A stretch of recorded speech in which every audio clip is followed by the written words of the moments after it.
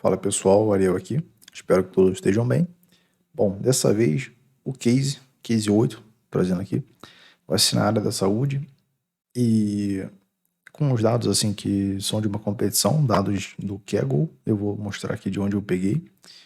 São dados da década de 60, se não me engano, 60, 70, de alguma tribo indígena, de alguma coisa assim, para poder avaliar caso de diabetes tipo 2.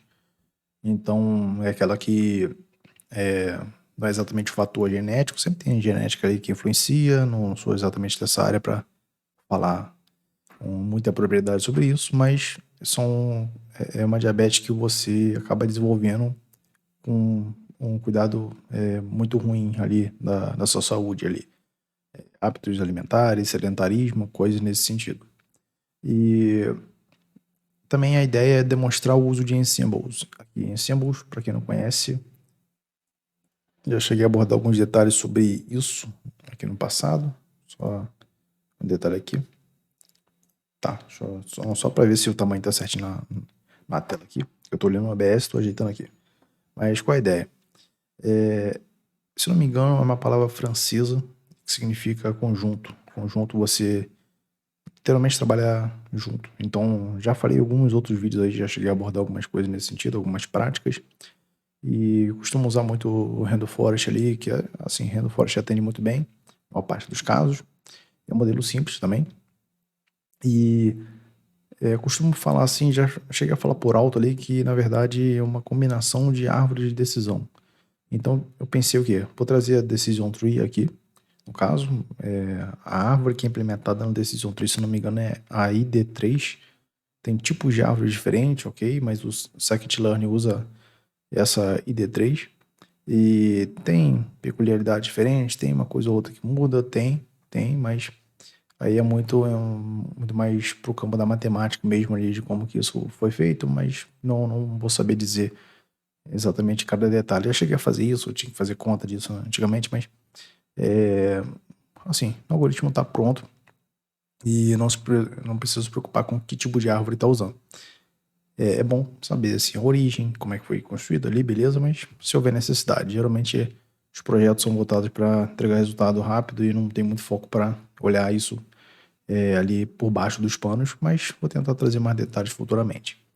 E a ideia é que o Random Forest é uma combinação de árvores. É o único, não sei se posso dizer o único, mas é um ensemble que combina apenas um tipo de algoritmo ali, que é o tipo de árvore de decisão. Tem outros ensembles que você vai combinar outros tipos de modelos. E a ideia é o quê? Eu vou passando aqui, eu vou tentar mostrar como que isso foi implementado e abordar o conceito por cima ali, por trás, do que está acontecendo. Aí vamos lá. Aqui eu separei um ambiente também, né? Como alguns ambientes eu costumo separar, outros não preciso. Mas aqui ia dar conflito com algumas coisas que eu tenho aqui, então simplesmente montei com essas versões aqui. E aqui são os dados de onde eu peguei. Diabetes aqui tá disponível no Kaggle, também deixei a aba aberta aqui também, se alguém precisar.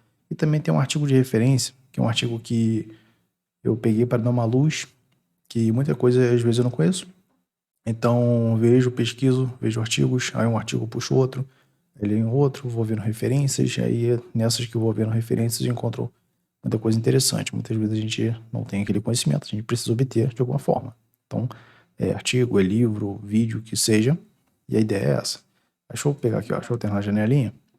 Aqui está disponível no Kaggle com esse nome mesmo, Pima Indians, aqui são uma tribo indígena de algum lugar agora que eu não vou lembrar ali. E, bom, aqui o que acontece? Deixa eu fechar isso aqui. Isso aqui é só para mostrar mesmo, você pode pegar os dados. E se você tiver conta no Kaggle, você pode pegar os dados aí, você faz download, ok? Só logar.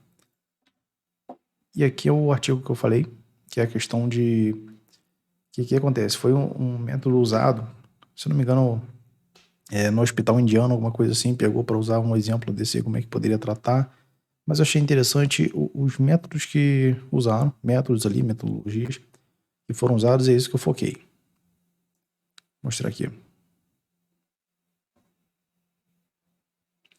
Qual a ideia? Deixa eu dar um um zoom aqui, vou passar por alto, não vou entrar muito em detalhe aqui de como isso foi feito, mas a ideia é o quê? Usar um stack, é um método em symbol também, e vou botar mais detalhes aqui mais para frente, mas é só para vocês poderem ter a noção de como é que foi feito, como é que muitas vezes eu faço para me basear aqui em alguma coisa, como é que eu vou buscar alguma informação. E aqui tá mais, assim, detalhando ali como é que foi feito, questão dos dados, como é que vieram ali, usaram que é no Hospital de Diabetes de Bangladesh. Eu pensando na Índia, né? Que Índia é Indian de indígenas aqui. Mas, enfim. O que é importante aqui? As variáveis. Então, nem tudo aqui eu vou concordar com o artigo. Algumas coisas eu vou fazer com práticas diferentes. Mas, assim, não sou dono da verdade e nem eles. Então, pegue isso também para questionar, pegue isso para poder ver outras situações ali que você possa usar. Eu mesmo fiz modificações aqui. Não cheguei a pegar da mesma forma, mas aí é questão de olhar desempenho, ver qual que tá melhor, por aí vai. Aí o que acontece? Qual a ideia? Aqui tem as principais variáveis ali, questão de gravidez, glicose, questão do sangue, aqui, skin. Isso aqui, se eu não me engano, é dobra cutânea, aquela dobra embaixo do tríceps ali, o músculo do tchauzinho, para quem não conhece. E insulina, IMC ali, idade e tudo mais. Aí usaram o IMC, que é o peso e a altura, e também usaram idade ali e tudo. Assim, tem muita coisa que às vezes até parece que tem multicolorialidade, mas olhando os dados aqui, realmente podem ser usados juntos sem problema, não teve muita coisa. Tem uma relação boa, na verdade, você pode olhar isso aqui, você geralmente, assim, em regra, quanto mais idade você tem, maior o seu IMC, você tende a ganhar peso com o tempo, por aí vai. E é interessante usar essas abordagens aqui, que são variáveis bem tradicionais, na verdade. A gente não costuma olhar isso de forma isolada. Mas algumas coisas, esse pedigree aqui eu não me lembro agora, só deixa eu ver o negócio rapidinho. Vou concluir já a ideia. O pedigree diabético eu coloquei no dicionário de dados também para não me perder. É a probabilidade de diabetes com base no histórico familiar. Então, por exemplo, essa ideia aqui de pedigree, eu não... Deixa essa aqui. Eu não... Assim, eu acho importante olhar a genética ali e tudo, mas eu não olharia isso diretamente. Então, de repente, não pode ser algo que não é tão intuitivo. Ainda mais que eu não conheço exatamente os tipos de diabetes. Diabetes tipo 2 pode ter a predisposição ali, interessante olhar. Não, beleza. Até aí não tem muito mistério. Mas dobra cutânea do tríceps, por exemplo, então eu não faço ideia. Eu não fazia ideia, pelo menos até pegar isso aqui para ler. Importância. Questão do sangue, deixa eu ver aqui. Pressão arterial. Ah, tá. Diastólica, agora não vou saber explicar esse tipo de coisa. Mas não é exatamente a minha área ali. Eu tenho noções, mas assim, saúde tá bem e sangue limpo, bem disposto ali, tudo mais. Quais são as variáveis que usaram, valores observados, que foram ali, que tem de outlier, questão de missing values, colocaram que não, eu já discordo de algumas coisas, então eu vou mostrar aqui um detalhe que eu achei curioso, e valores observados também com outlier, e por aí vai. O que acontece? Isso aqui, só deixa eu ver o negócio. Não usaram, assim, para esse artigo aqui, não usaram, é importante dizer isso aqui, não usaram só dados da tribo indígena. Usaram também o dataset que eles têm da clínica deles lá de Bangladesh. Aí que é interessante ver esse tipo de coisa. Que aqui, na verdade aqui sim tem dados ausentes. Aqui não. Aí eu vou mostrar um detalhe que eu achei interessante aqui. Mas não é nada demais também, mas é só observação. Mas aqui eles tentaram fazer uma combinação para poder melhorar o diagnóstico que eles fazem na clínica. Achei isso bem interessante que eles pegaram algo histórico, pegaram o que poderia fazer ali e aplicaram isso na prática ali. Não sei exatamente quando, mas veja ali, depois tenta pegar aqui para ler aqui. Eu li uma vez só, então dificilmente vou lembrar de cada detalhe. Mas vamos descendo aqui. Assim, passar por alto, não vou entrar muito detalhe aqui não. Mas, por exemplo, tem coisas aqui como o Navy Base aqui que foi usado, que é muito voltada para probabilidade condicional, tudo mais. E deixa eu ver aqui mais aqui. Vi o LDA também em algum lugar. Eu vi LDA aqui. Lá tem Direct Allocation. Isso aqui é muito bom para texto, na verdade, né? Mas. E fazer questão discriminante ali. Só deixa eu ver mais uma coisa aqui. Questão de árvores aqui que usaram. C4, 5 é outro tipo de árvore que eu tava falando. É o que eu falei, são outros tipos de árvore que também que tem técnicas e mais técnicas, mas assim, bate o olho aqui, dá para ver algumas coisas que podem ser interessantes, que é o seguinte, número de folds aqui usaram 10, eu usei 5, eu quis testar outras coisas também, mas beleza. K-means, usaram um monte de coisa aqui, e usaram também smolt. Eu vou falar mais sobre esse smolt. O que acontece? Só vou passar o olho aqui, segura aí sobre smolt que eu já vou falar também. Mas assim, depois dá uma lida com calma. Isso aqui são. Como é que os dados estão aqui? Isso aqui é do Pima. Isso aqui é o dado. São os dados deles aqui, se não me engano. Depois tem que ver direitinho aqui qualquer qual. Mas importante é isso aqui, ó. Cadê? As métricas que usaram, aquelas métricas que já mostrei aqui no canal também, questão de acurácia, precision, recall, F1 score também. Não cheguei a dar muitos detalhes porque eu cheguei a falar melhor sobre isso em outro lugar, mas isso aqui é a média harmônica entre precision e recall. Mas deixa eu ver um negócio aqui. Aqui, esse tipo de coisa que importa. Dados treinados, ali avaliação de treino e teste, e cada algoritmo foi usado, como é que foram as métricas ali, como performaram, e também dados sem validação cruzada, dados com validação cruzada para ver como é que foram os resultados. E essa validação cruzada, se alguém não sabe, tá tudo bem, tá? Mas a ideia é o quê? Você tem um grupo ali, já cheguei a comentar sobre isso, mas a ideia, só para reforçar mesmo, que é o quê? Você tem um grupo ali que você vai separar, que você vai isolar para seu teste ali, você separa, sei lá, separou aqui em 10 quadrantes ali, colocou o fold 10. Eu coloquei 5, beleza. Mas você você vai usar os outros grupos ali, os outros 4, os outros 9, para poder identificar aquele primeiro grupo. Aquele primeiro grupo não vai participar do treino. E aí depois o grupo 2 não participa do treino, o grupo 1 já entra no treino. E assim você vai fazendo esse controle com cada grupo para poder fazer com que pode reduzir o overfitting, pode melhorar a questão do resultado final do modelo. Por quê? Aí também bate com a ideia do Ensemble, que é o quê? Pensa o seguinte, quando eu vou treinar um modelo, aquele modelo treinou, teve um resultado. Esse resultado não significa que seja o melhor. Por isso que assim, estou rodando um random state, geralmente aqui, mas é algo aleatório quando vai para a prática. Eu já mostrei esses detalhes também em outros vídeos. Mas pode ser que o resultado seja bom ou ruim, pode ser que você rode 10 vezes e os resultados, assim, eles vão ser diferentes. Mas a ideia é você olhar até mesmo como que está essa variação para poder não ser tão distante assim. E aí você consegue pegar a média disso, consegue pegar de repente o limite inferior ali, o lower bound, o limite inferior. E aí você, assim, vai ter noções ali, por exemplo, limite inferior, você vai ter pelo menos aquele resultado ali para cima. A média é a ideia do Random Forest, que Random Forest é justamente uma ideia de bagging, é um tipo dessa abordagem de ensemble. E eu vou mostrar aqui, ó. Eu vou dar muito detalhe aqui, não, eu vou partir logo pro que interessa. Calma aí, vou fechar isso aqui.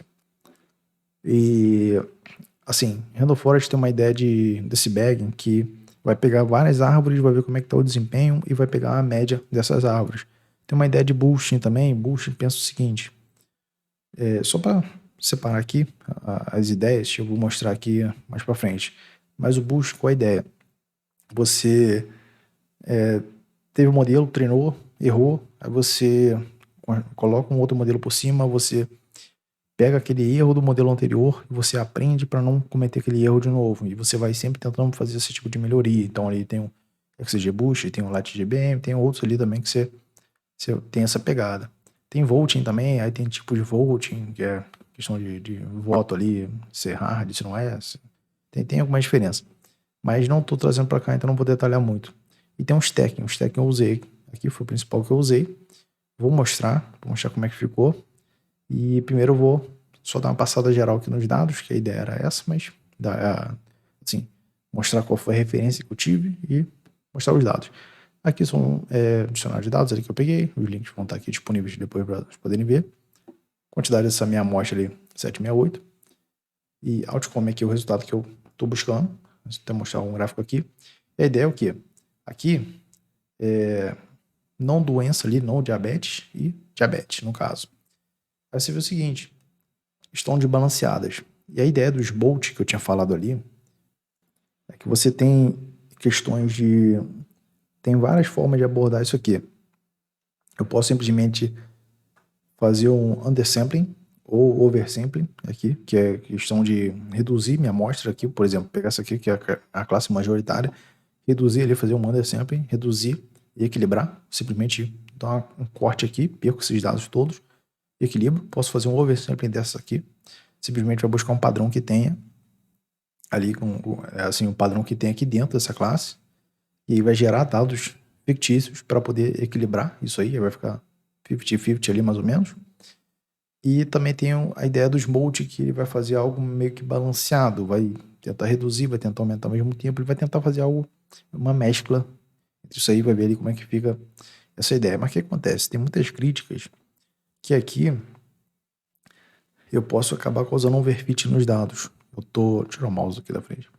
Eu estou gerando dados aleatórios. Há muitas críticas na comunidade científica como um todo, mas não é regra. Então, vai ter crítica sobre tudo também, né? Mas a ideia é o quê? É que gerar dados aleatórios, você pode estar pegando padrões que não era para pegar, você está pegando padrões demais ali, bem repetidos, que você vai causar overfitting, vai fazer com que o modelo aprenda demais, uma coisa que não é para focar tanto. Então tem outras abordagens, eu quis trazer uma variação do Molt, na verdade, poderia não fazer, já testei aqui, ó, isso aqui eu falo, mas testei com os Molt, sem Molt, testei várias formas, e uma que eu testei foi essa aqui, ó, os Molt borderline, que é um Molt, na verdade, que está bem no limiar da divisão entre essas classes ali, como que, por exemplo, eu vou dar mais detalhes depois, eu estou até pensando em montar uma outra playlist para falar só sobre, isso aqui é mais ideia de case ali, tudo, mas eu vou falar só sobre teorias ali, mostrar cálculos, mostrar como é que os algoritmos são construídos, e também esse tipo de técnica. Aí tem um PDF aqui também, que eu vou mostrar já tô abrindo aqui já em outra aba, que a ideia é o quê? É você pegar a parte que faz essa divisa de definir se é de uma classe para outra. Você tem, muitas vezes você pode estar bem próximo desse limiar ali, desse limite ali, e simplesmente gerar mais dados sintéticos naquele ponto específico. E aí tem essa técnica aqui, vou aumentar aqui, que é um artigo também está disponível aqui, vou deixar aqui no notebook, ok? E Universidade de Tsinghua, né? É a segunda melhor lá da China, né? E Pequim, ok? E a ideia é o quê? Eles usaram os moldes, aí mostraram alguns detalhes ali sobre os moldes, eu leio aqui com calma depois. Variações dos moldes ali, fazendo oversample, fazendo várias coisas aqui. E, ó, a questão de aumentar aqui, classe minoritária e tudo mais, ok. Mas a ideia é o quê? O que eu achei interessante aqui é que eles usaram também, deixa eu ver se eu acho aqui, agora bater o olho aqui e achar vai ser meio tenso, mas deixa eu procurar aqui, deixa eu jogar aqui, Pima, aqui. Eles usaram também esses dados do Pima, que são justamente esses dados que eu tô usando agora, da UCI, tá disponível também no repositório da UCI, e usaram para outros. Aí se quiserem olhar com mais calma ali o que eles fizeram, como é que tá, então tem esse tipo de coisa aqui, simplesmente percentual da classe minoritária, como é que estava de cada um. E tem outros menores ainda. Você pode ver que tem 6% da classe minoritária. E como é que eles trataram? Aqui você pode olhar como é que foi o resultado ali de cada avaliação e o que é importante tirar disso. Mas assim, são só alguns detalhes, não tem só esse paper sobre isso, tem outros também. Vou fechar aqui, isso aqui é só para mostrar rapidinho a ideia, para eu poder fazer o quê? Para eu poder equilibrar. E aí, equilibrei as classes. Ok. Aí, a partir disso eu consigo, assim, de resultado final, conseguir um resultado um pouco melhor. Eu poderia simplesmente não gerar dado nenhum sintético e ficar com o resultado do jeito que foi, ok, mas isso aqui melhorou o resultado. Então, por isso que eu tô falando que não tem regra específica, assim. Você fez ali, você experimenta. Você experimentou, você não tem, a priori você não tem a resposta disso, e você simplesmente vai descobrindo depois, você vê se deu certo, se não deu certo, vai fazendo os testes. É para isso que serve. Para isso que servem as métricas, para isso que servem os testes. Mas beleza. Aqui é um describe, aqui o que acontece? Aqui já equilibrei, então as classes estão equilibradas ali, ok? Mas aí tem um detalhe que aqui tem algumas métricas que o mínimo delas tá dando zero. Aí pensa o seguinte, como é que a IMC de alguém dá zero? Nem o feto tem zero de IMC ali. Tá o quê? Altura zero e peso igual a zero. Então, tem algumas coisas ali que, na verdade, gravidez pode ter zero sim, ok? Mas outras simplesmente não fazem muito sentido. Então, até anotei aqui. Deixa eu ver se eu descer aqui um pouquinho, vou passar um. Olhei a outlier também, olhei, pra vocês poderem ver como é que estão esses dados. Os dados estão bem feios aqui, na verdade, cheio de outlier. Tem um tratamento para isso. Mas a ideia é o quê? Cada valor zero ali, depois de investigar o que estava acontecendo e tudo mais, e eu resolvi ver assim, vi que tinha muito outlier, vi também como é que estava a distribuição aqui de padrão ali, como um todo, a mediana, a média, como é que estava tudo certinho, e aí resolvi substituir o valor zero pela mediana, para essas colunas aqui. E colocando aqui, vocês podem depois comparar como é que ficou o resultado de um para o outro aqui de diferença ali, por exemplo, a média. Vamos ver, média de o IMC, vou chamar de IMC, tá 32, insulina 9,1, aí vamos ver aqui como é que tava antes. Tava 7,9, tava 32 aqui, então aqui manteve, então não teve muita coisa diferente, a insulina já chegou a ter uma variação ali legal, interessante, umas outras que variaram, mas nem tanto também. E a ideia é mais essa, de poder fazer a substituição pelo valor correto, porque não é exatamente, isso aí você vai encontrar em muitos dados, que muitas vezes, principalmente na prática, as pessoas têm mania de substituir valor que está ausente, principalmente pessoas que muitas vezes são da área de negócio. Então, não era para estar fazendo input de dados, mas muitas vezes tem esse input e tem que ter alguma forma de validar isso aí, tem que ter alguma forma de avaliar a qualidade dos dados e tudo mais. E quando não tem essa questão, simplesmente dá problema, porque valor ausente, as pessoas têm mania de colocar zero para substituir. Zero é terrível para substituir, é melhor deixar em branco, porque em branco você não faz operação matemática ali, pelo menos. Você vai fazer a média, vai tirar a média, e o valor zero vai ser contado como mais um número dentro do N, ali, dentro da quantidade de termos. Se você põe nulo ali, o valor vazio, ele vai descartar aquele número ali. Então a média vai fazer a média dos que foram preenchidos. Então vai ter traço, vai ter caractere diferente, vai ter zero, vai ter todo esse tipo de coisa que precisa investigar e saber o que houve de fato ali, como é que estão preenchidos esses dados, para entender o contexto, ver se faz sentido ter zero, e aí sim, simplesmente, porque tem alguns casos que pode sim colocar zero, tem outros casos que não. E esses casos que você não pode botar zero, ainda mais de MC, por exemplo. E eu falo de MC também porque os outros eu não conheço muito, mas você, assim, eu tenho noção que isso não vai ter glicose zerada, que gravidez tudo bem, por isso que eu não substituí. Pode ser que alguém nunca tenha tido filho. Cadê? Zero, tá aqui. É aqui o desvio padrão. Standard deviation. E aqui simplesmente não teve filho, ok? Agora, os outros não fazem sentido. Então é importante saber que tipo de variável, que tipo de informação aquela variável está representando e fazer a substituição correta, fazer o tratamento correto, fazer essa curadoria antes ali, uma curadoria não, né? Seria mais, curadoria pode mais para depois, né? Mas a questão de avaliar a qualidade dos dados, fazer meio que, de repente, auditoria dos dados, e ver se está tudo certinho. Enfim, eu trouxe também uma abordagem aqui, que eu não gosto de ficar repetindo muito, eu costumo repetir muito os módulos que eu uso, teste estatístico ali, repito bastante coisa, mas a ideia não é trazer isso tanto assim para os cases, porque já vimos isso em uns 2 ou 3 vídeos aí para reforçar, mas aqui a ideia é fazer uma avaliação diferente, por exemplo, olhando a curva de densidade de cada variável fazendo a sobreposição assim, eu tenho a classe de diabetes e não diabetes. Aí dentro dessas classes eu vou ver como que se comportam as distribuições de cada variável. Principalmente, assim, focando mais nas principais ali, nas principais variáveis ali. Eu não cheguei a fazer, na verdade, tratamento para refinar, tirar variável, que já vem, na verdade, bem organizado, só questão de fazer uma limpeza mesmo. Porque o foco daqui também não é fazer um feature selection bem apurado, feature engineer, nada nesse sentido. É mais mostrar os ensembles mesmo e também como que resolver algumas questões. Com a ideia disso aqui, o que eu quero ver? Quero ver o seguinte, aqui até que não tem tanta distinção, mas é uma abordagem que eu já usei muito para varejo, por exemplo, que faz muito sentido.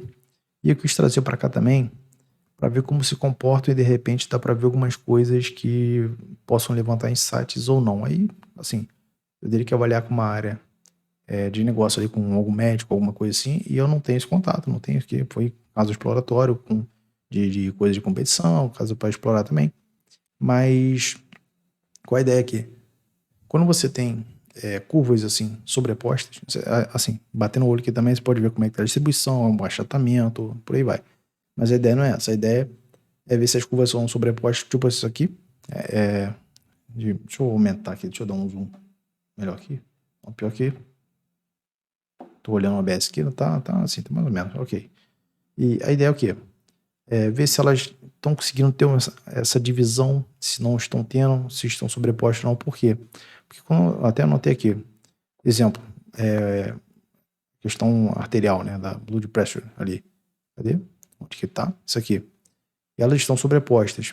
Por estarem sobrepostas, até coloquei aqui, indico que não é uma variável que é muito útil para ser analisada ali isoladamente. Se ela tiver uma boa separação, de repente ela pode ser bem vista separadamente e não tem problema, mas muitas variáveis você vai ver, vai bater o olho, que isso aqui de repente é análise de crédito, análise de cartão de crédito, compra de alguma coisa, um desconto, questão de cashback, como é que cada variável está se importando aqui, fica assim, para o nosso habitual, talvez não seja tão comum uma área médica. Não sei, de repente alguém é médico que está assistindo aí, beleza, mas não é tão comum assim, é mais comum a gente estar mais próximo de produtos, compra de produto, cartão de crédito, esse tipo de coisa.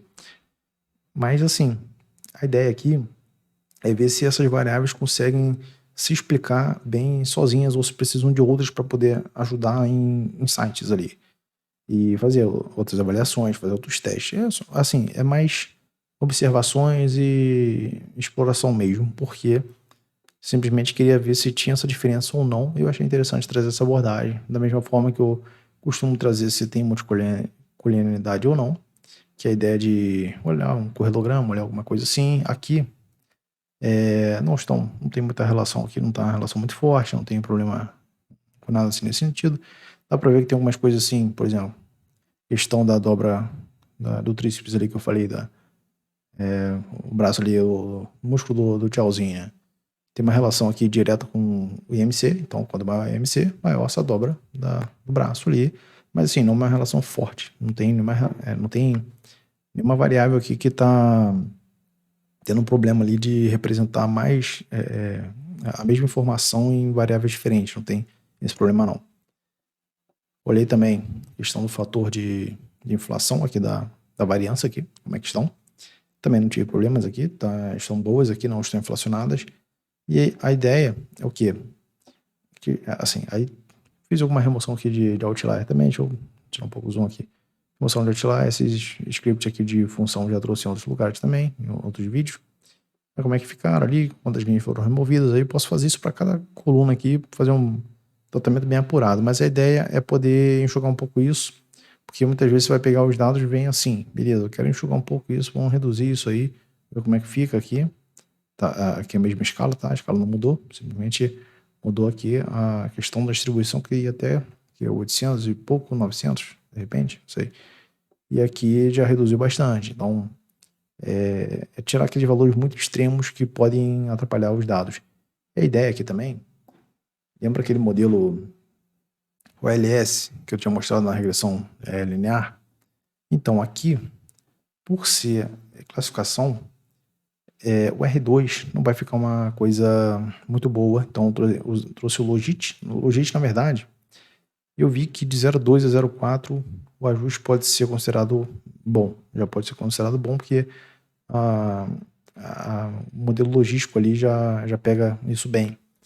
E dificilmente vai atingir também um R2 alto, porque o modelo linear que é mais voltado para isso. E aqui também a gente está usando muito questão de variável discreta, né? Sim ou não, classificação ali do sistema diabético ou não. E a ideia é o quê? Olhar, posso até ouvir meu pseudo R2 aqui. Então, meu pseudo R2 que na verdade que eu tô falando aqui tá entre 0,2 e 0,4. Tá assim, aceitável. Não tá muito legal, mas tá aceitável. Isso aqui na verdade, às vezes você pode chegar a uma curva ROC ali de 90 e tá com um pseudo R2 abaixo de 0,4. Então, pode ser que aconteça isso sim. Tem situações como essa. Mas a ideia qual é aqui? Eu fiquei curioso para testar uma situação aqui. Então deixa eu subir rapidinho para ver uma variável. Calma aí. Aqui é número de gestações do paciente. Então, quantidade de gravidez.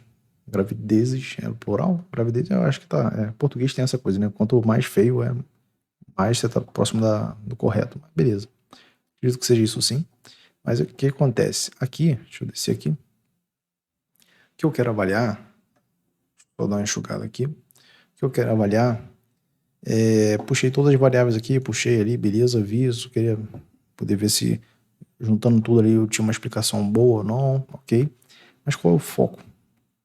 Olhei também aquele p-value ali que eu gosto de ver ali, como é que tá a força ali do p-value ali, a significância dos coeficientes, no caso. Mas eu fiz um negócio que eu separei a número de gravidez por bins aqui. Então fiz um cutzinho, que a ideia foi colocar em quadrantes aqui para gerar grupo.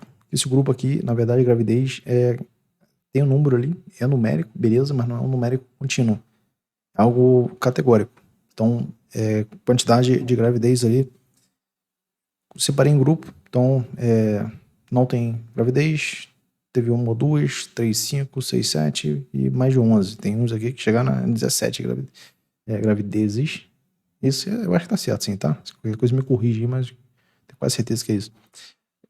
17 filhos aqui a pessoa teve. Não sei como que tá inteira aí, mas beleza. Então, daqui a pouco espirra que o neném sai e já sai no colo do pai. Beleza. Não precisa nem fazer força. Mas, detalhes à parte. A ideia é o quê? Aqui, quando eu vou avaliar o coeficiente desses grupos, que é o que eu estava focando mais, aqui, só para tentar entender mais sobre esses dados, que eu, assim, não conheço muito a área da saúde, então vou ver o que eu consigo extrair daqui. E, aliás, depois eu vou explorar mais ainda essa área da saúde, que eu acho interessante, tem muita coisa bem, bem bacana aqui nessa parte. E, bom, o que acontece? Aqui eu tenho de 1 a 2 ali, eu tenho menos 0,10 aqui, beleza. Mas, assim, eu não posso levar muita fé nesse número aqui por causa do meu p-value. Meu p-value está acima de 0,05. E isso aqui não vai ser muito significativo para mim. Da mesma forma que esse aqui também não vai ser. Deixa eu ver. Então, até que tá 0,04, então beleza. Mas esse tem o seguinte. Principalmente se aqui comecei a sentir mais diferença. Nos grupos de 3 a 5, de 6 a 10. Que é o quê? A quantidade de números que estão aumentando aqui. Que é o quê? Isso não necessariamente indica probabilidade. Isso aqui, na verdade, uma exponenciação ali, tem outra operação que ocorre aqui, mas a ideia é poder ver o p-value ali para poder saber a força disso e chegar ao quê? Chegar a ideias de que simplesmente se a quantidade de gravidez ali, de filhos ali, tem uma diferença, não só ideia de ter filho ou não, mas também esse número de filhos ali, se tem algum limiar ali que aumenta a probabilidade de ter essa doença, de desenvolver essa doença, a partir de quantos filhos, tem alguma quantidade que é saudável, tem alguma quantidade que não é saudável, então foi mais essa pegada. E deu para ver aqui que até 2 filhos ali, assim, não tá bem representativa essa variável, então não posso tirar muitas conclusões em cima disso. Mas de 3 a 5 começa a aumentar a probabilidade, na verdade até cai aqui depois também, então de repente nem tá mais fazendo sentido ter tantos filhos assim, já não tá mais fazendo a diferença como deveria fazer para esses dois grupos aqui. Por quê? Aí você vê o seguinte, é uma doença que você desenvolve ganhando peso, sedentarismo, essas coisas. E quando você, principalmente com, assim, mãe, pro pai já é pesado a rotina com criança. Pra mãe é mais pesado ainda porque a criança suga tudo da mãe, principalmente. Então, é tudo que é a mãe ali o tempo inteiro. E você não vai conseguir fazer atividade física, não vai conseguir comer direito, não vai conseguir fazer muita coisa ali. Imagina você ter 3, 4, 5, 6, 7, ele chega a 10. Meu Deus, monta até um time de futebol, né? Então, beleza. E, assim, sem julgamentos ali atemporais também, de anacronismo, né? Que seria, porque isso aqui é uma outra época, é uma tribo indígena, então é uma outra cultura, então não tem muita relação. Você vai pegar o Brasil aí, década de 60, 70, cada um tinha uns 25 filhos aí, mas beleza.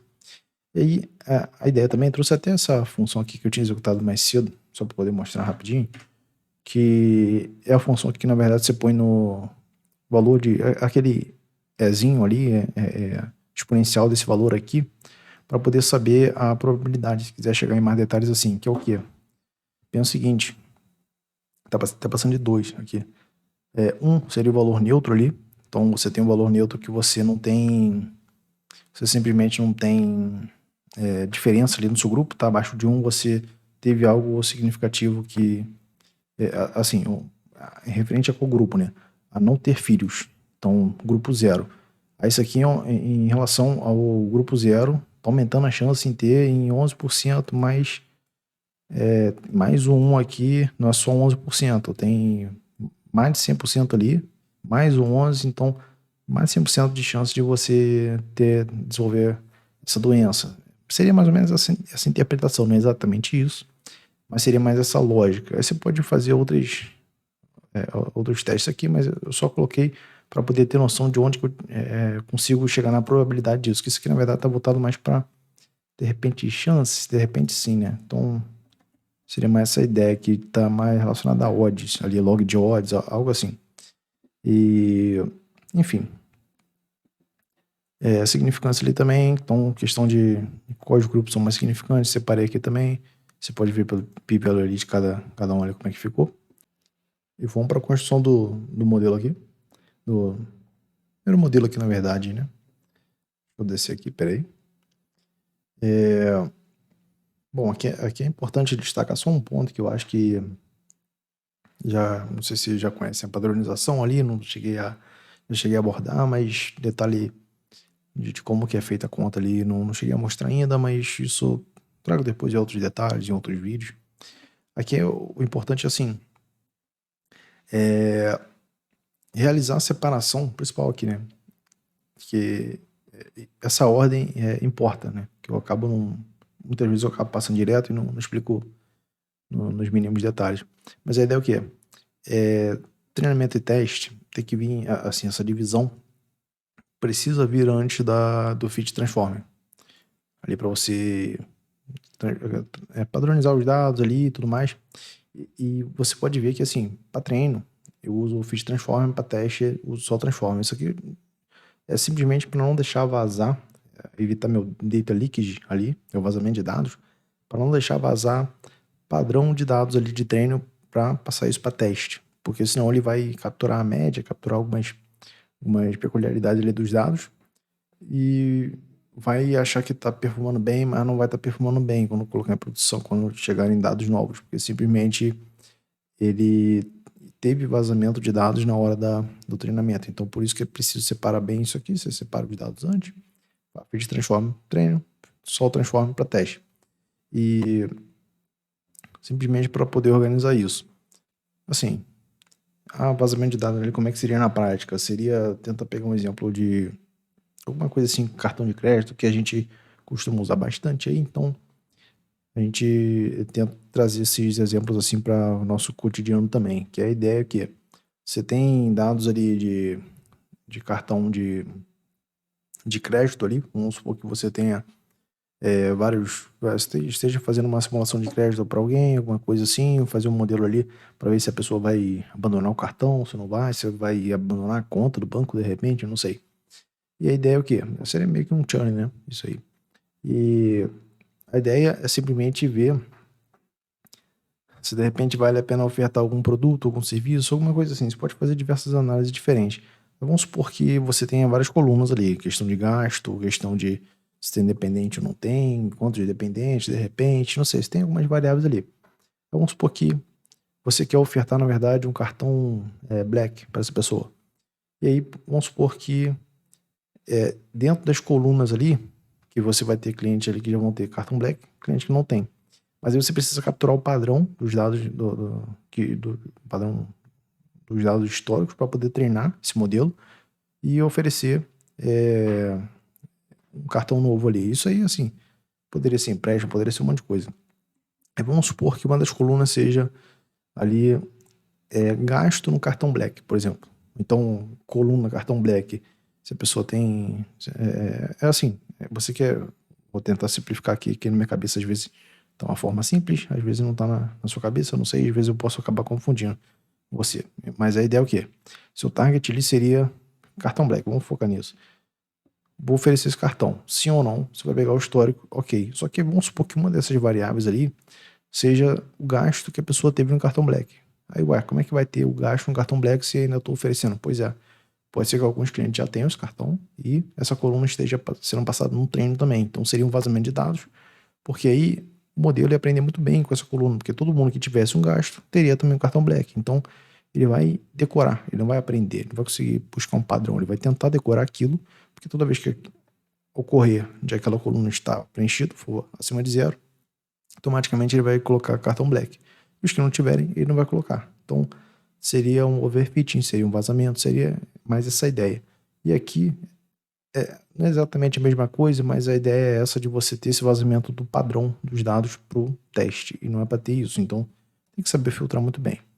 Enfim, isso aqui é só um detalhe simples, mas pode ser que aconteça essa situação justamente nesse sentido de você ter colunas que não eram para estar no treino e estão ali no treino também. Então tem que saber, tem que entender bem do problema de negócio por isso. Mas vamos lá. Decision Tree. Coloquei Random State também. Coloquei aqui um hiperparâmetro também, que é o mínimo ali de min sample leaf ali, mínimo de amostras ali para cada nó ali que tem, né? Cada folhinha ali que vai ter no caso. Que a ideia é o quê? Não gerar, meio que fazer uma poda aqui também, já pensando no pruning aqui também, que você simplesmente você vai ter, eu vou plotar a árvore de decisão, vocês vão entender como é que eu quero dizer com isso aqui. Então, segurei, fica melhor segurar esse conceito aqui e depois eu mostro com mais calma. Mas a ideia é o quê? Vou mostrar aqui como é que ficou o primeiro modelo aqui, vamos olhar. Para a classe 0 aqui de não diabetes aqui tem as devidas métricas. Para a classe de diabetes tem também as métricas, a curaça que o total foi essa aqui. E aqui simplesmente você tem, até coloquei aqui a média das classes ali de cada um.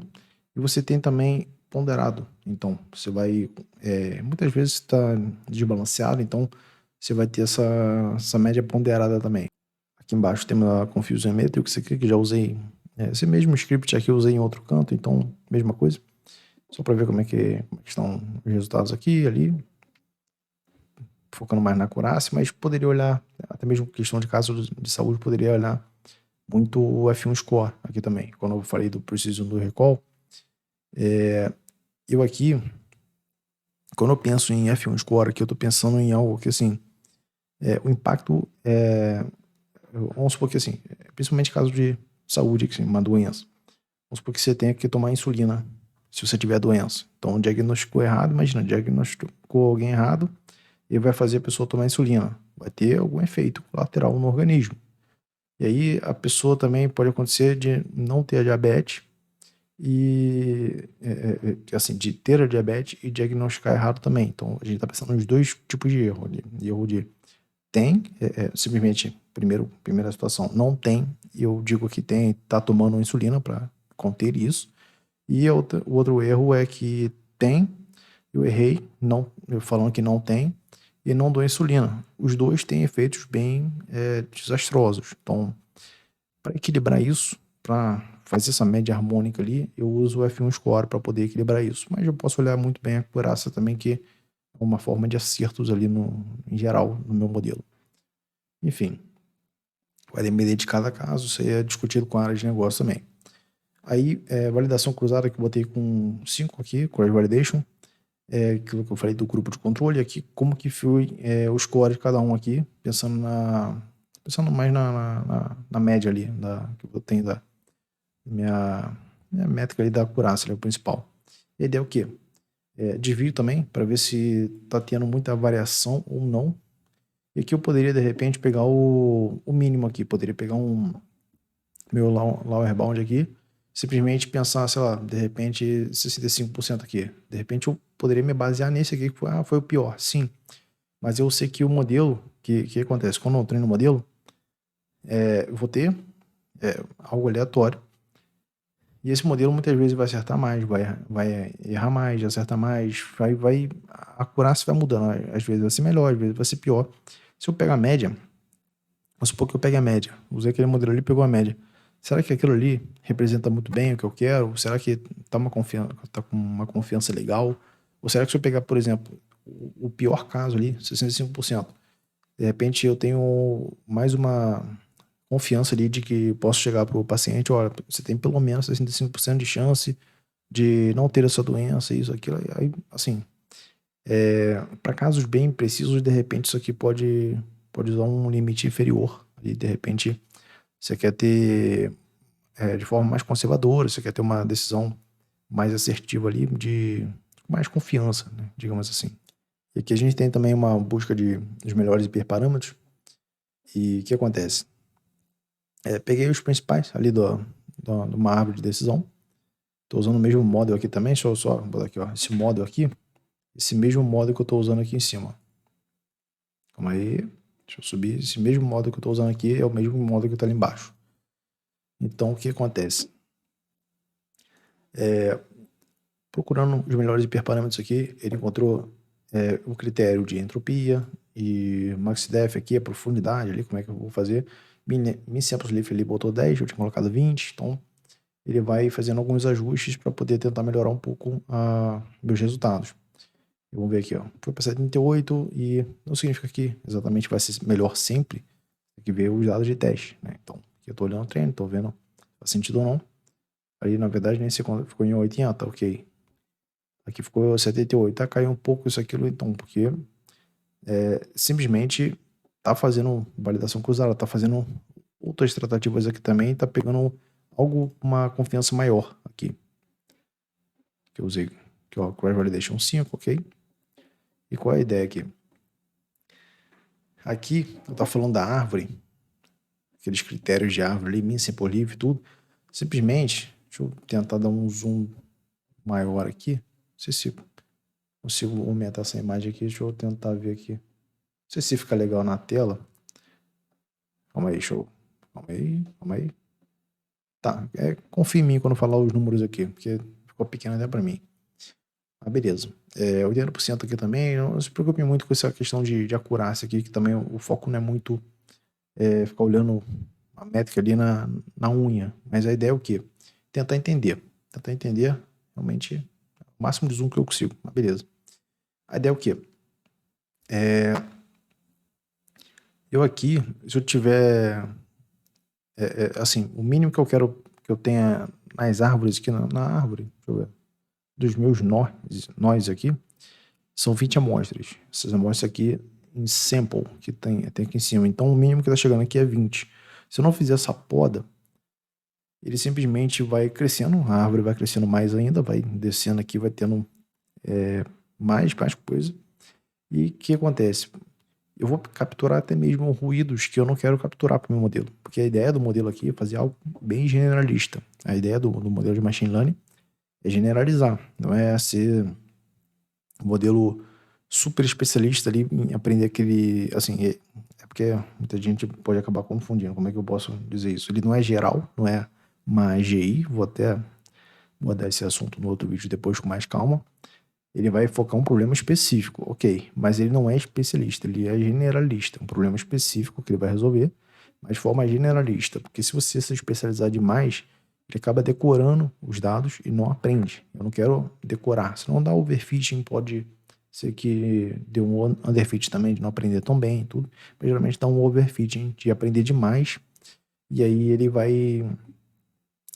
aquela ideia lá, não sei se alguém conhece Chaves, mas aquela ideia de Chaves aprendeu a fazer conta com maçã e não com laranja, então se você troca maçã por laranja, ele começa a errar a questão. Ele decorou, ele não aprendeu. A ideia seria mais essa. E aí o que acontece? Como interpreta isso? Eu tenho o principal aqui. Aí vamos lá. Começou de glicose, por exemplo. Ele vai fazendo cortes para tomar decisões, para ver para onde vai esse caminho, com base em alguns critérios, com base em alguns valores que tem aqui também. E a glicose, por exemplo, quando for menor ou igual a 103,5, ele vai para cá. Se for o contrário maior, ele vem para cá. Mas aí não é só isso. Eu tenho também algumas coisas que, por exemplo, meu sample aqui, o número de amostras que eu tenho, 750. Ok, os valores aqui. Eu vejo o seguinte, a classe predominante, estou vendo se é diabetes ou não diabetes. A classe predominante aqui foi diabetes. Por quê? Se eu pegar aqui, está quase 50% o valor aqui, está 373 para 377. A classe 0, não diabetes, é a primeira. E classe 1 ali, diabetes, é a segunda, né? Pensa na lista em Python, index começa com 0, 0 e 1, ok. E peraí. Como é que eu dei um Enter aqui? Calma aí. Deu um Enter aqui, esbarrei no Enter. Vou voltar aqui rapidinho, calma aí. Show. Aqui o que acontece? Até salvar isso aqui. Vai que modificou alguma coisa, mas beleza. Aqui o que acontece? Isso aqui classe predominante aqui foi diabetes, ganhou por pouco. Então, isso aqui, esse cantinho aqui é diabetes. Esse quadradinho aqui, retângulo, é retângulo, na verdade. Aí vamos supor que eu faço o seguinte. Eu posso olhar aqui, ó. Esse aqui, por exemplo. IMC, quando for menor ou igual a 28,8 alguma coisa. Aí ele faz os cortes assim. E assim vão fazendo os cortes desse nó. Mas a ideia é o quê? Aqui eu tenho 563 amostras. O que eu preciso extrair daqui? Classe predominante, diabetes. Por quê? O valor da classe 0 ali de não diabetes foram 219. E a classe majoritária aqui, nesse caso, foi a classe diabetes, com 344 valores. E aí, algo que é importante ver também é o meu Gini aqui, que é meu critério de pureza dos meus dados aqui. Aí você tem que ter uma noção do seguinte, o Gini, assim, a diferença do Gini para entropia ali, Gini geralmente é mais rápido para recursos computacionais, para cálculos e tudo, e vai de 0 a meio. A entropia vai de 0 a 1. E aí, o que eu quero saber isso aqui? Então, até não trouxe os cálculos aqui também, mas entropia está mais voltada a fazer operações com log, tem alguns detalhes assim, mas não precisa aprender muito nisso não. Mas a ideia do Gini, qual é a ideia? Ele, quanto mais próximo de 0, mais homogêneos estão seus dados daquela classe. Então você vai ter uma classe mais predominante quanto mais próximo de 0 estiverem. Quanto mais alto ali, quanto mais próximo de 0,5, mais seus dados serão heterogêneos ali. Então você vai ter maior distinção. Você pode ver que aqui está 0,5. E as classes estão quase 50%, porque 373 são de não diabetes, 377 são de diabetes. Aí você vem para uma outra classe, por exemplo, Gini aqui está 0,291. Já caiu bastante aqui, estava 0,5, aqui está 0,291. E aí você tem aqui, não é diabetes, mas olha só a proporção dessa classe aqui. No ciclo 4 para não diabetes e 33 para diabetes. Ou seja, ele está muito mais próximo da homogeneidade aqui, está muito mais próximo de ser uma coisa única. Quando for 0, porque o nível de impureza ali, ele chegou no final ali, simplesmente acabou ali, não vai ter mais divisão. Aí eu vou pegar deixa eu ver se aqui eu tenho, porque eu não vou ter aqui, porque eu fiz um pruning. Então, fiz uma poda na árvore aqui, mas deixa eu ver aqui, ó. Esse pequeno caso aqui, tô com gene de 006 aqui nesse cantinho. O número de amostras são 65, não é algo muito representativo. Tem isso também, tá? Você tem um caminho crítico quando você vai ver. O ideal é você ver com samples maiores, mas beleza. Isso aqui é só de exemplo. Sample de 65 e aqui tá com 0,06 do índice de gene, tá quase zero. Quase que não tem mais divisão. Aí você vê o seguinte, aqui tá botando como diabetes. Por quê? Classe de não diabetes tem desses 65, apenas 2 não são diabetes e 63 são. Então, quase todo mundo é diabetes. Então tá quase homogêneo, o Gini caiu aqui, tá mais próximo de zero. A ideia é essa, só para ter essa noção. Não precisa decorar, não precisa pensar em fazer conta aqui, não é essa não é a ideia. E aqui você pode olhar caminhos críticos. Então, isso aqui é algo visual da árvore de decisão, como é que isso foi decidido. Então, determinada métrica bateu um valor específico, para onde vai, para onde vem, qual o caminho crítico. Então, a gente consegue fazer esse mapeamento ali, de ver as principais classes e, de repente, tirar uma interpretação em cima disso. E aí, quando eu te falei que, por exemplo, outros vídeos aí, eu acho que o vídeo passado, eu falei que o Randall Forest é black box. E peraí que eu tô dando spoiler já do outro título aqui embaixo. Depois eu mostro. É um black box, mas a Decision Tree, na verdade, é white box, né? Que é o quê? Aqui é bem transparente, você consegue tirar a interpretação em cima disso. Já o caixa preta, o Randall Forest, não é. Por quê? É uma combinação de diversas árvores e se você não tiver poda, você acaba virando um modelo caixa preta. Não da árvore de decisão, você consegue ver, dependendo de uma árvore só que você está vendo. E, aliás, o que acontece? A ideia principal do E-Symbol aqui também, que eu quero mostrar, é que isso aqui é uma árvore só que está fazendo o modelo. Será que essa aqui é a melhor árvore que eu escolhi? Você está numa floresta, imagina, você está numa floresta aleatória, você escolhe uma árvore, aquela árvore é o seu modelo, para decidir se você tem a doença ou não. Será que aquela árvore é a árvore certa? E aí surgem os ensembles para você poder fazer a combinação de árvores. Randall Forest é uma combinação de diversas árvores, mas eu vou mostrar outras combinações aqui também. Eu não vou entrar em tantos detalhes assim também, porque isso aqui tem livro específico só para falar sobre esse algoritmo. Só deixa eu pegar uma água, um minuto, calma aí. Voltei aqui, pausei e voltei. Mas beleza. Senão, seco aqui, mas beleza. Eu quero mostrar também uma coisa interessante. Deixa eu reduzir um pouco esse zoom. Que é o trade-off entre Precision e o Recall e também a curva ROC, que é uma forma que eu vou usar para avaliar os modelos aqui. Vou trazer primeiro para esse modelo aqui dessa árvore, mas também vou mostrar para todos os outros casos e, assim, não vou usar sempre, algumas vezes eu vou usar, outras não.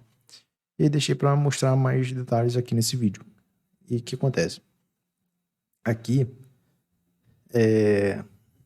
vou mostrar logo o gráfico aqui, fica melhor. Aqui, como é que foi construído, ok. E aqui quando eu falei trade-off, porque o quê? A curva ROC já deve ter visto um gráfico assim, que você tem que chegar aqui na ponta, mas eu vou explicar com calma aqui. O Precision e o Recall eles são ao contrário. Então a curva tem que bater aqui nesse canto aqui, quanto mais próximo aqui melhor. Por quê? Precision aqui começa com 0 aqui embaixo, no eixo Y, e quanto mais alto melhor. Eu tenho que botar meu Precision mais alto possível. No Recall também quero botar o mais alto possível, tenho que otimizar isso. Começa aqui no 0, vai até um 1. Então quando eles chegarem aqui, o ideal é tá aqui na quina, aqui, mas pelo menos chegar, fazer uma curvinha aqui, já fica show. E a ideia é o quê? Deixa eu ver, posso mostrar, vou fazer o seguinte. Antes de entrar na ROC, eu vou mostrar isso aqui. Com base em que eu decido, que eu defino meu preciso, meu recall ali, como é que vão estar. Eu vejo o seguinte, meu threshold, geralmente o default é 50%, e quando for 50%, meu precision vai ficar 75% ali de acerto, e o recall 7,3%. E aí o que acontece? Vamos mudar o threshold para 57%, por exemplo. O ponto de corte ali vai ser 57%. Meu precision subiu, foi para 7,7%, mas aí meu recall caiu. Começa aqui a variação do meu trade-off. Foi para 68%. Vou aumentar mais ainda, vou colocar 70%. Eu preciso foi para 75%, não subiu tanto assim. Tava 7,7, tudo. Você vê que também não vai subir sempre, não é exatamente linear. Você vê que tá aqui, ó. Tem mais quedas aqui, ele vai se ajustando. Você vai tentar identificar o melhor ponto possível para otimizar isso.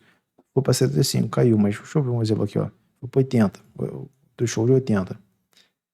Tô em 80% do meu precision. E meu recall tá em 4,1. Então, tá horrível o recall aqui. Então, vamos fazer o caminho contrário aqui. Se eu reduzir para 40% meu threshold aqui, eu caio de 75 para 7,1 aqui do meu precision. E aí você vai avaliar de acordo com o problema de negócio que você tem para saber onde você vai colocar esse corte. Porque o default é 50, mas aí você vai ajustando. E a ideia é o quê? Caiu para 71 e meu recall foi para 85. Então meu recall vai subindo. Então a ideia é o recall. Quanto mais você desce aqui o threshold aqui, mais próximo vai estar aqui. Quanto mais você sobe aqui, maior vai estar esse, menor vai estar o outro. É isso. E você vai tentar encontrar o ponto de equilíbrio perfeito para eles. E não vai ser só isso que você vai olhar. Você vai olhar também a questão de taxa de verdadeiros positivos ali, que quanto maior, melhor você quer acertar mais nos verdadeiros positivos, e a taxa de falsos positivos ali também, que você também quer melhorar isso. Você também quer, a ideia é que melhora aqui, na verdade, acabar confundindo aqui, peraí, para não confundir a cabeça de vocês, você tem que otimizar isso aqui, quanto melhor, quanto maior, melhor. Aqui o melhor dele aqui, quanto menor, melhor, na verdade. O que acontece? É porque tem detalhes e detalhes em algumas literaturas, você pode encontrar sendo aqui 1 menos o valor de FPR ali, da taxa de falsos positivos, e você pode também encontrar como começando aqui com 0, do 0 até 1, ou então tem algumas maneiras ali, mas a ideia é o quê? É fazer com que a sua curva chegue mais próximo possível aqui do canto, desse canto aqui, chegar nessa quina aqui, esse aqui tem que chegar nessa quina, esse aqui tem que chegar nessa quina, para você melhorar a sua taxa de acerto, de forma geral, e ver se está dividindo bem essa classe também, com base na área que essa curva tem aqui, ó. Você vai ter essa curva e você vai alvo C, a área sobre a curva, né? Área under the curve, que essa parte toda aqui, que tá dando 84%. E a ideia é que eu tenho outros gráficos aqui que eu vou mostrar melhor, mas você vai ter o seguinte, vai ter essa diagonal, passa uma reta nessa diagonal, que essa diagonal para baixo, isso aqui é essa diagonal 50%. Da diagonal para baixo, chamam de flip coin, que você simplesmente roda a moeda pro alto, que tanto faz, porque 50%, se tá abaixo de 50%, mais fácil rodar a moeda pro alto, que fica melhor. Acima disso, começa a ficar algo considerável, algo aceitável, senão tá horrível o modelo. A taxa de corte tem que ser aqui na linha da diagonal. A gente tenta aumentar essa área aqui, aumenta essa área tentando melhorar essa taxa de verdadeiros positivos aqui, tentando reduzir os meus erros aqui dos falsos positivos, e a gente vai chegar na melhor área possível para essa curva. Aí para cada modelo eu vou avaliar dessa forma. Isso aqui é ótimo para poder avaliar a distinção ali das classes e também comparar modelos diferentes, né? Como é que eles estão saindo. E aí aqui eu mostrei esse pedaço já, calma aí. Aí vamos lá. Primeiro o ensemble aqui, tava ali batendo mais ou menos 80%. Você vai ver que assim, não vai mudar tanto de um para o outro, mas a ideia é tentar chegar no máximo possível ali para otimizar isso. E na prática, quando você sobe 2%, quando você sobe 5% de modelo, é muita coisa. Não acho que vai pegar um modelo que você vai fazer um tratamento, vai de 60%, 65% para 99%. Não é assim que funciona. Até 99% não, que vai estar muito estranho, mas 91%, por exemplo. É assim que funciona. Você não vai subir tanto assim. Muitas vezes você está em 62 ali, você faz todo um tratamento, pum, subiu para 64. Aí você vai lá na base, você melhora mais ainda, você consegue dados com uma qualidade melhor, aí você sobe para 66. E é assim que vai funcionando. Não acho que os dados vão estar bonitos para tratar bem não, mas beleza. No Forest aqui, a ideia é melhorar um pouco isso, subiu aqui para 83,51. Então a gente estava batendo 80, 78, 70 e pouco, aqui subiu para 83, subiu um pouquinho, considerável. Tá usando Cafold, tá usando tudo que posso usar aqui para poder otimizar aqui com os parâmetros que tem, hiperparâmetros na verdade. E a ideia é o quê? Aqui eu tenho já o meu ensemble das minhas árvores, mas aí, isso aqui é meu bag, né? Eu quero ver a média, assim, tem árvore boa, árvore ruim, eu quero pegar a média e uso. Randall Forest vai fazer isso. E o que acontece?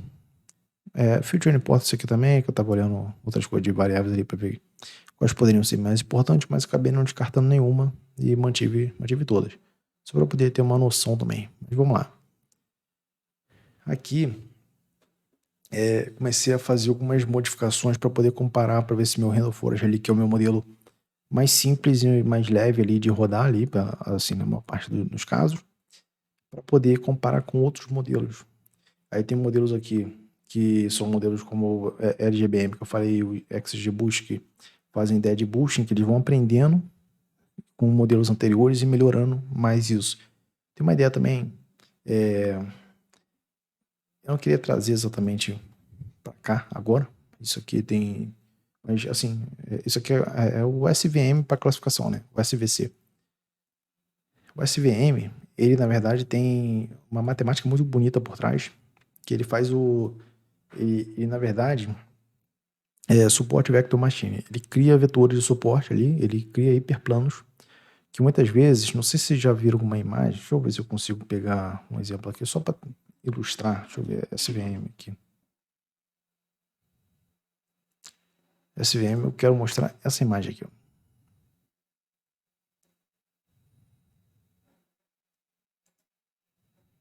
Não, peraí. Deixa eu ver o que vem.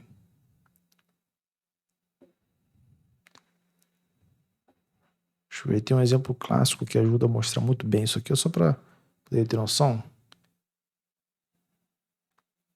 Deixa eu ver. Ver se eu acho aqui, tentando fazer quase ao vivo aqui para achar.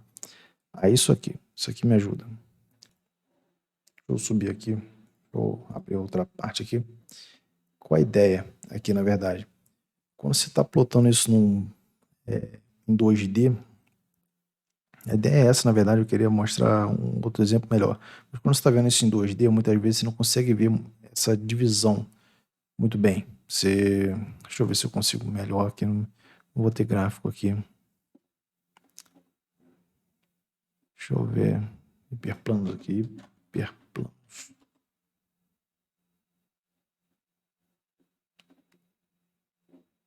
Pensa o seguinte, aqui. De repente assim pode ajudar. Nossa, ficou pequena essa imagem aqui. Mas a ideia, qual a ideia?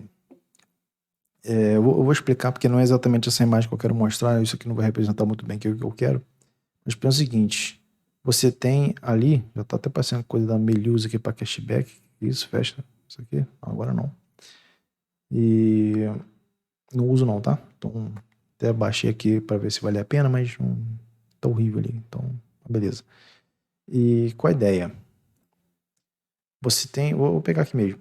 Vamos supor que você tenha essa imagem, uma imagem seja 2D, você tem diversos pontos aqui, estejam misturados, azuis com vermelhos, tudo junto aqui, você não sabe, você não tem essa linha para dividir. E aí, você está no gráfico 2D e quando você constrói hiperplanos ali, você não está criando uma dimensão, mas você está quase que fazendo isso, né? Você está construindo vetores de suporte que vão ajudar melhor a dividir essas classes. Isso aqui, ó, esses vetores de suporte aqui. Aí tem tipos diferentes de kernel que você pode colocar, se é um kernel linear, se não é. Tem o gamma também, que você pode fazer algumas modificações ali. Tem como você tentar identificar melhor o que é cada um, não precisa focar em qual é o hiperparâmetro, como é que funciona. Depois eu tento trazer modelo específico sobre isso ali, de repente uma explicação matemática mais aprofundada em outro vídeo à parte. Mas a ideia é fazer com que crie esses vetores de suporte para gerar um hiperplano que vai fazer com que a imagem que tem um monte de pontinho ali, vamos supor que o verde aqui está junto com o vermelho, ou então aqui no azul com o vermelho, esteja tudo misturado aqui e você não consiga pegar uma linha para traçar e dividir. Aí o que você faz? Muitas vezes a gente está vendo de forma 2D, mas quando a gente gera esse hiperplano, muitas vezes a gente consegue fazer algo que na verdade um não estava ali, assim, na nossa visão estava um por cima do outro ali e a gente não conseguia dividir, mas na verdade o vermelho, por exemplo, está em cima e o verde está embaixo. Então você traça um hiperplano de outra forma ali, você muda a perspectiva que você está vendo usando matemática. Seria isso. Então você tem uma perspectiva sobre os dados, está vendo por um ângulo e você consegue mudar isso pela forma como você faz as operações aqui e gera isso. Então seria isso aqui, ó. Deixa eu ver.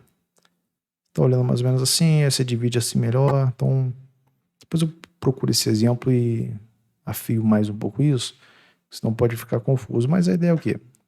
SVM, assim, resumidamente, faz isso. É muito bom ali, mas, assim, é bem cirúrgico para usar ele. Então, cada um tem um propósito, você não vai usar assim, machado é forte, é bom para cortar árvore, bisturi é muito mais afiado, mas não serve para cortar árvore. Cada um tem seu propósito. Seria isso. E que o SVC para classificação. E o que acontece? E o Navy Base também, que é a probabilidade condicional ali para a gente poder chegar no resultado. Mas o que acontece? Isso aqui é muito útil, na verdade, para texto, né? Muito bom para texto, para separação ali de spam, não spam, análise de sentimento. Ele é muito bom para isso. Ele roda muito bem para dados assim. E aí, qual a ideia? Cada um ali vai ter seu parâmetro ali, suas definições de hiperparâmetros ali, cada valor que eu preciso. Meus splits ali, eu vou colocar tudo aqui, vou embaralhar ali, beleza? Vou gerar um random state também, ok? Fazer os splits e colocar isso em pipeline para gerar meus modelos, colocar esses dados aqui, esses modelos vão ser chamados aqui em models, e para cada um desses modelos eu vou colocar meu grid search, eu vou fazer meu treinamento tentando também passar já de uma forma otimizada qual poderia ser meu melhor modelo para essa situação. E aí, o que acontece? Pior que a saída aqui ficou imensa. Se eu gerar aqui, a saída vai ficar imensa por causa do Light GBM, porque o Light GBM, quando ele não encontra o corte da árvore, ele começa a colocar aviso, mas beleza. E aí você vê o seguinte, aqui tá batendo a média, você pode olhar para cada classe quanto que tá a precisão ali, tudo mais, recall e tal. E você pode olhar também, o que mais importa que a gente tá olhando dos outros é esse aqui, 85%. Você viu que o Random Forest estava batendo 83, já subiu. Esse primeiro aqui, o SVC, tá batendo 85. Aí você tem a curva rock aqui também para cada um deles. 89 que tá batendo. XG Boost aqui, quanto que tá? Tá 80. Ó, não tá tão legal, assim, tá bom na verdade, né? Mas caiu um pouquinho. Tá 89 também a OC. A TGBM aqui, os avisos que eu falei, ó, warnings. É porque muitas vezes não consegue encontrar uma árvore boa para isso e aí de repente precisa de mais dados, mais coisas nesse sentido. E 79, então teve muito ganho. Tá 88 a OC. E a VBA está 76 também, foi o piorzinho aqui. 81, ok. E aí qual a ideia? Eu criei os meus modelos aqui, eu tenho tenho meus melhores hiperparâmetros para cada modelo, eu tenho meus melhores modelos aqui que foram salvos, ali, que foram plotados, aí ok. E a ideia qual é? Fazer um stacking, que a stacking é o quê? Já falei sobre bagging, falei sobre o boosting. E a stacking seria o quê?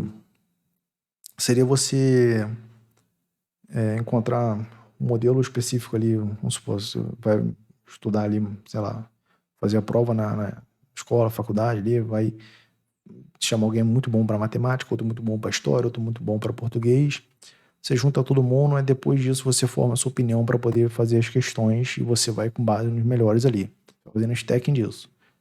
E a ideia é pegar esses modelos ali, então Navy Base aqui foi até cortado já, e tem também a questão que fiz vários testes e tudo mais, coloquei penalizadores também. Esses penalizadores usei o L1, L2 e também o ElasticNet. Não trouxe detalhes para cá, mas esse aqui é o laço, RID, laço, é o L1, RID, L2, ElasticNet, combinação dos dois aqui.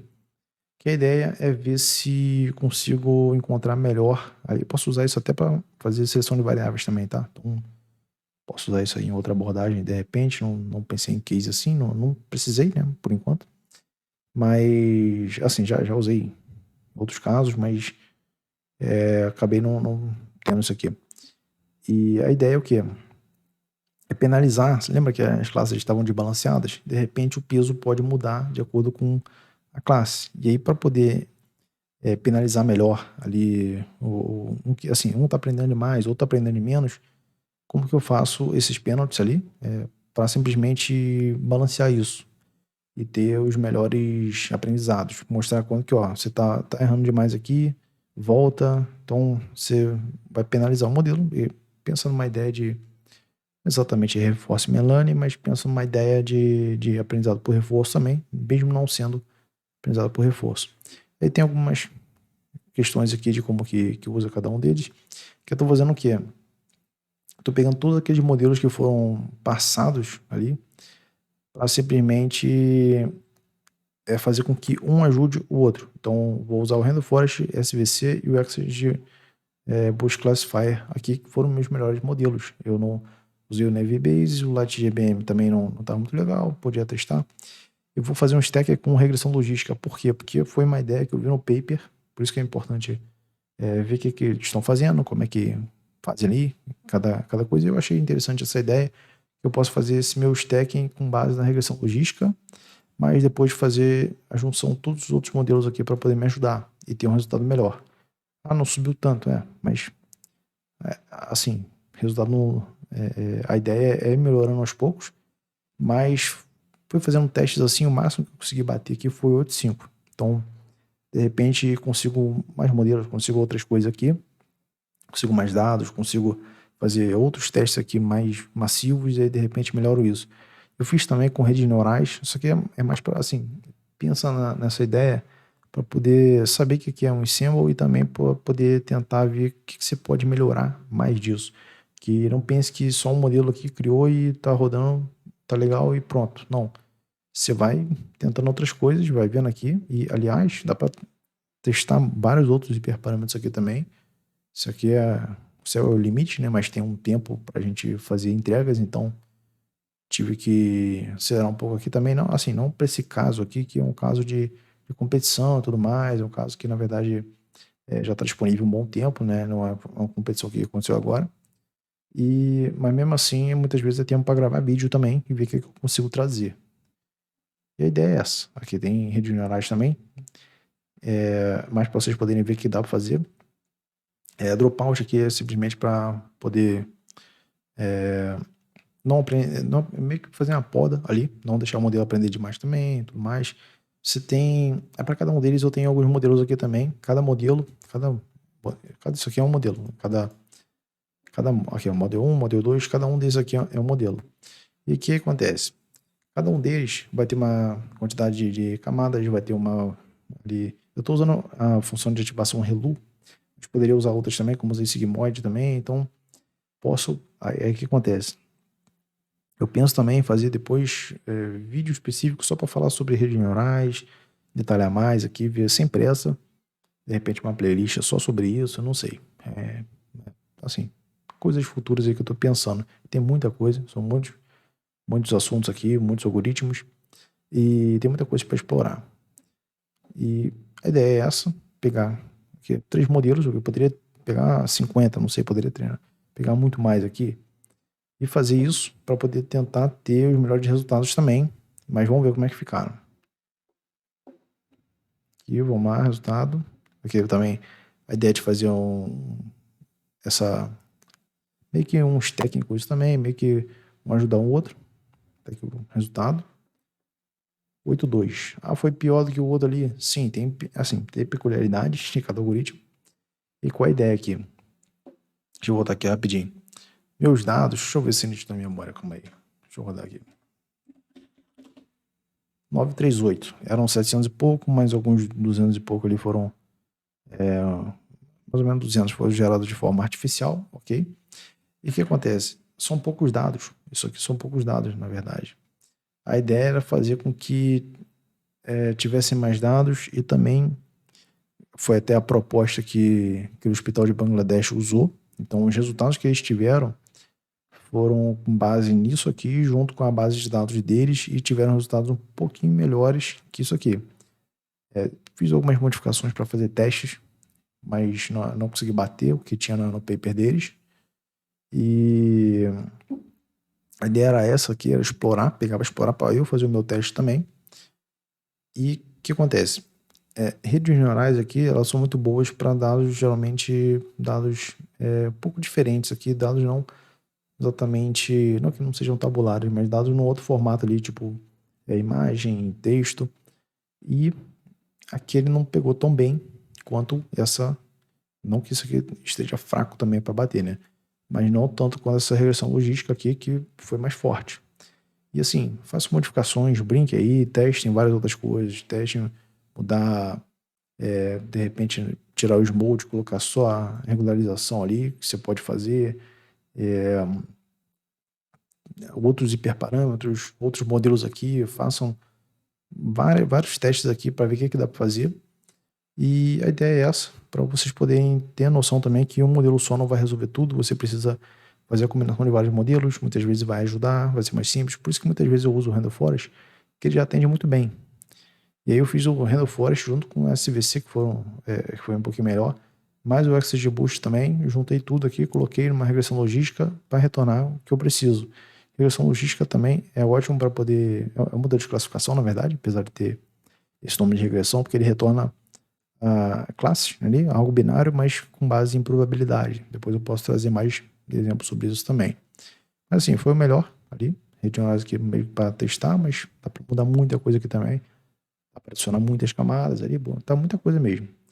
Enfim, é isso. Espero que tenham gostado. Se não conhecia essa abordagem aqui, tá conhecendo agora. Teste aí, experimenta. Se já conhecia, depois comenta aí o que tá achando também.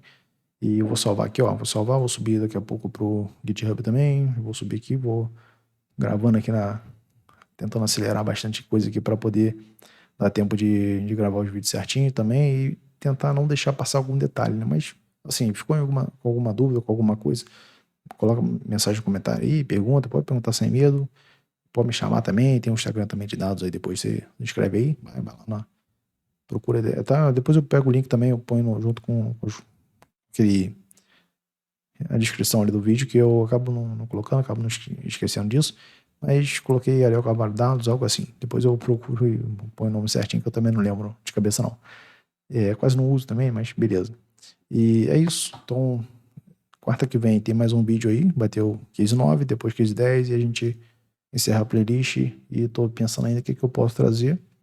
Já tem algo em mente também, vai ser com base em paper, que eu já vi lá um bem interessante. E é isso. Até mais. Valeu. Até mais, pessoal. Tchau.